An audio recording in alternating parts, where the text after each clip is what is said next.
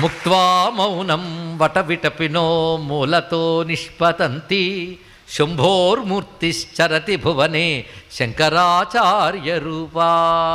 అందుకే శంకరాచార్యులకు దక్షిణామూర్తి బాగా అర్థమయ్యి దక్షిణామూర్తి గురించి ఎన్ని విషయాలు చెప్పారండి. మౌన వ్యాఖ్య ప్రకటిత పరబ్రహ్మతత్వం యువానం వర్షిష్టాంతే వసదృషిగణై ఆవృతం బ్రహ్మనిష్టై ఆచార్యేంద్రం కరకలిత చిన్ముద్రమానందమూర్తిం స్వాత్మారామం ముదితవదనం దక్షిణామూర్తిమీడే.